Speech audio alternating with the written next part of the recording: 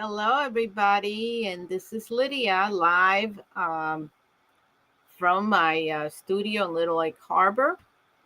And as today is the third day of my series, today I'm going to talk about one of my latest children's books, and this is Manuel the Frog. Okay. Emmanuel the Frog was inspired by a little child that liked to tease a lot.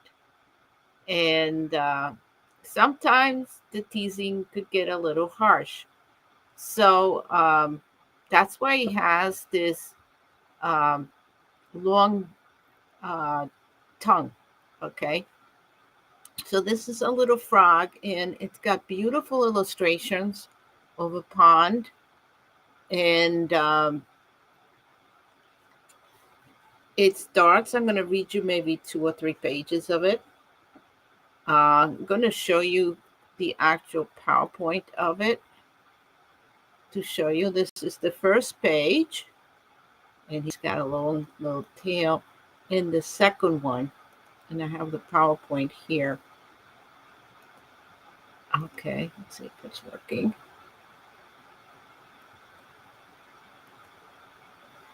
Okay, so as with most of my books, the left side, usually the left side is a picture that the child can enjoy, and it has something to do with the text here. And usually the text is surrounded by other images, so it makes it interesting. Okay, so the first image is in a living pond surrounded by tall reeds and jiggly little pads lived a cheeky young frog named Manuel.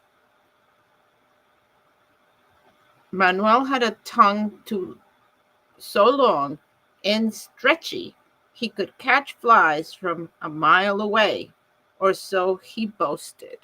Okay, so let's go back to how he's boasting about his catching flies. Okay, so let's go to the next one, and I'll show you the text border later, so I will show you here.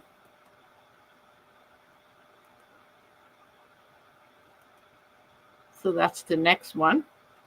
Manuel loved to play tricks on the other frogs. He'd sneak up quietly, then zip, flick his tongue, and give them a surprise poke. The other frogs would jump in the air, their legs flatling like rubber bands. Okay, so he was playing tricks. Next one, and you can see it's got a lot of interest in the borders. And here's the next one. Ribbit, ribbit, Manuel would giggle, rolling over on his back, kicking his legs in the air. But the other frogs didn't find it so funny. They'd puff up their cheeks and say, Manuel, you're too much.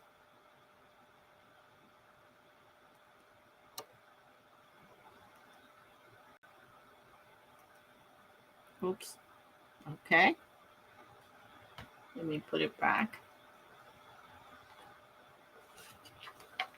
So the next page is one day as Manuel was plotting his next big trick.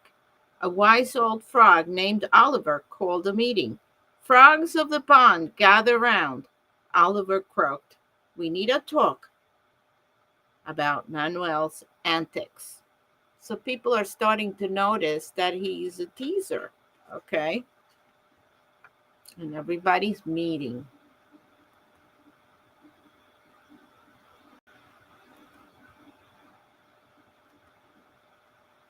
And you can see that this book is easy for a child to read because the text is not much, and it's supported by the different pictures. Okay, the frogs hopped over, whispering to each other.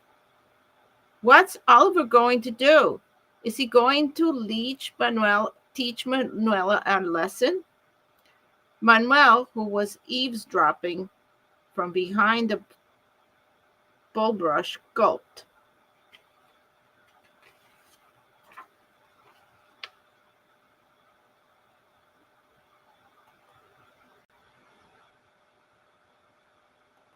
And this the next one. Okay, so that's the text. Oliver cleared his throat. Manuel's tricks are getting out of hand, he said. We need to do something, but let's be clever about it. The frogs nodded, their eyes twinkling with mischief.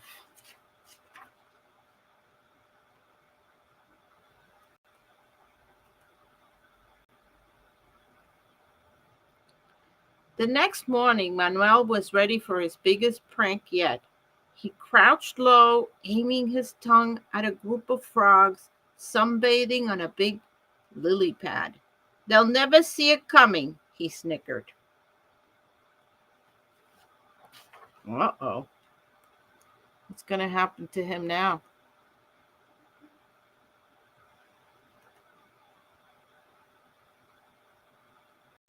You see that? Okay. And now, oh, what happened? But just as Manuel flicked his tongue, wham, he got stuck to the stickiest, gooeyest leaf ever. What's this? Manuel spluttered, tugging and pulling with all his might.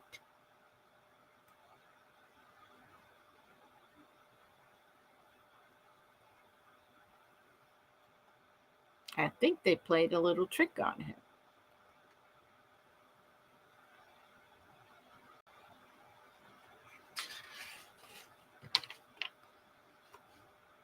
The other frogs burst out laughing, rolling around on their lily pads. Manuel got stuck. Manuel got stuck, they chanted, hopping up and down with glee. So now he's the subject of the teasing in the games, okay?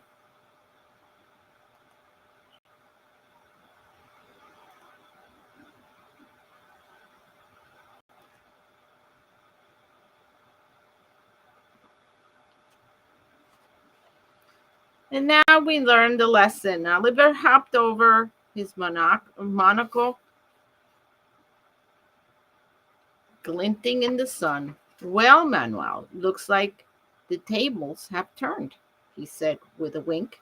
How does it feel to be at the receiving end of a prank?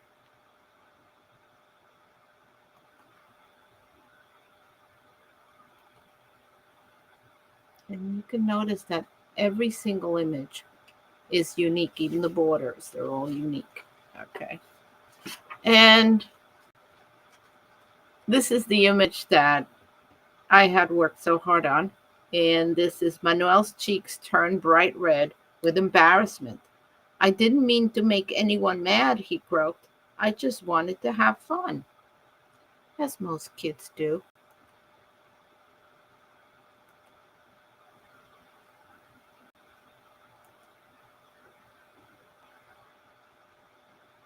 And here we have another one. Fun is great, Manuel, but not when it's all someone else's expense. It's time to flip things around. How about using that long tongue of yours for something good? And I'm going to stop right here because I'm going to let you guess what he does with that long tongue of his. How he uses the teasing for good things. He turns something into a good thing. So the rest of the book is about all the antics he has and all the help he gives other frogs with his long tongue.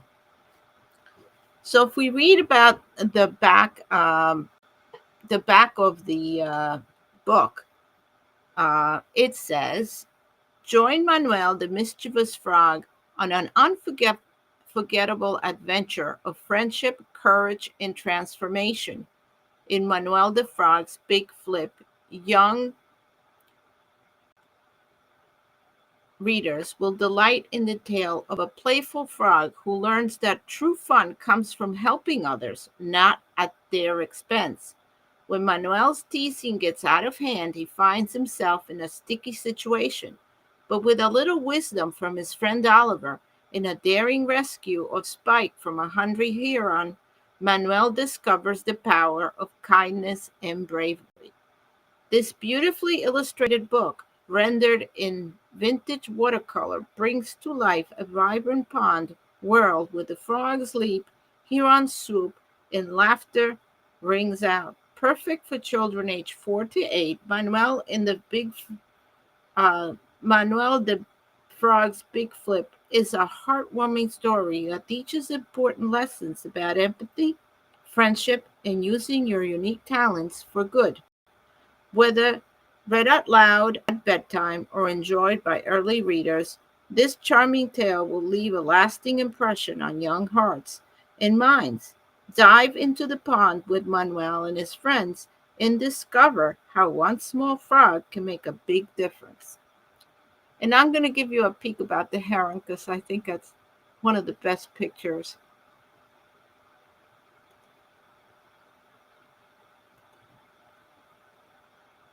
And I love herons because here at Little Lake Harbor, we not only have lots of frogs, but we also have lots of herons in the area. So, as you know, all my images are related to wildlife.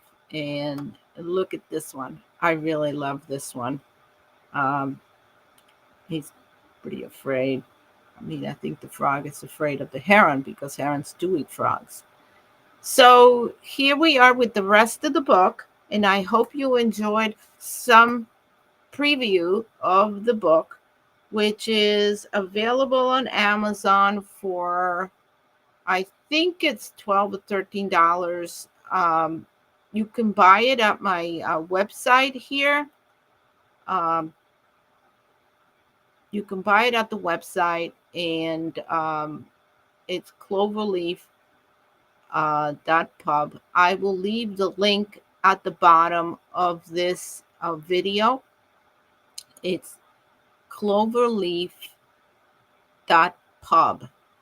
Now, if you just search my name, Lydia Lopinto with an I, and the keyword frog or Manuel, you will find this book on Amazon and you can order it. I happen to have this one on Kindle as well, although I'm no longer doing the Kindle. I feel that children should not be looking at these books on Kindle. I think they should be looking at these books on paper. And it's hard enough to get them off the iPad as it is, than to, when they get a book, they should not only read it with you, but at some point later, they should read it themselves, and you help them along. Okay. A lot of times, these books, I have several of these books. A lot of times, the kids like to read them many times. That's because the child doesn't absorb everything in the book the first time. It takes them time to even process the images, process what's going on. You may have a lot of questions about the story. And it's a simple story, but there are a lot of elements to it. So realize that you may have to read this book 2 or 3 times, and I hope the images are nice enough. Some people who have seen my books said that sometimes they would mind just framing pictures of the book because they're so pretty. And you're welcome to do that. If you buy another copy, you can do it. They're actually very beautiful. Um, at some point, I had done a merchandise with some of my characters. I don't have them now, but I may put them back on the website. Things like T-shirts and in mugs, I may put with some of the characters of the books. I haven't done it, but um, a new event. I am uploading my books over to Etsy as well.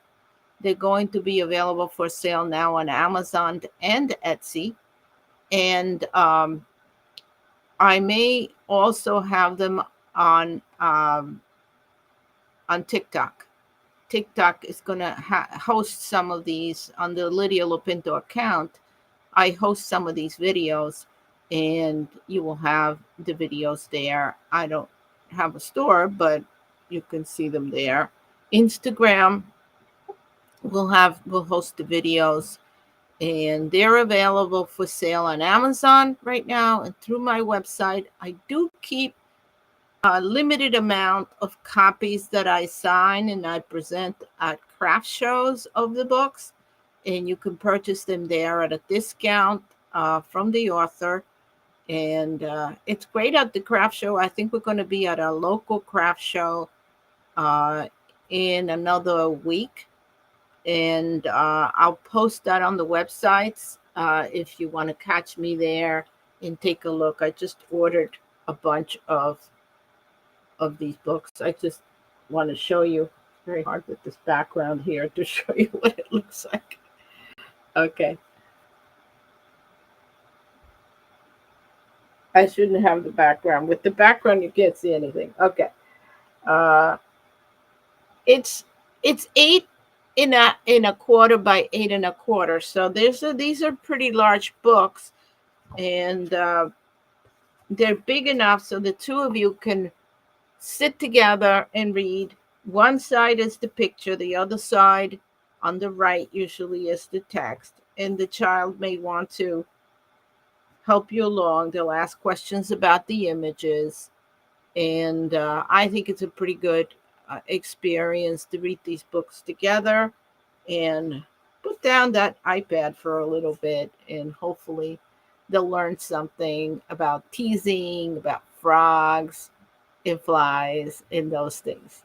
Okay, so thank you everybody, and I really hope that you enjoyed this video. I'm doing one video a day, and please purchase these books. Let me know if there is a book that you would like me to work on, because people love the Little Lake Harbor series that I presented 2 days ago, the one with licorice. If you like those books, I tried to get them into the library, but they haven't approved them yet. I'm still waiting for approval. I think the problem is that they're very thin and floppy for a library. They usually like hardcover books because otherwise they don't really last. They're gonna fall apart, you know. This is good enough for you to have at home. If I did a hardcover of these books, it would be incredibly expensive, and on a on-demand printing that I do, it wouldn't be profitable. I would have to print thousands of these books, and I don't print thousands. I print them as I get sales. Again, also on Etsy, they will also be on print on demand, and I'm not sure if I'm going to use their printing service or if I'm going to mail them myself.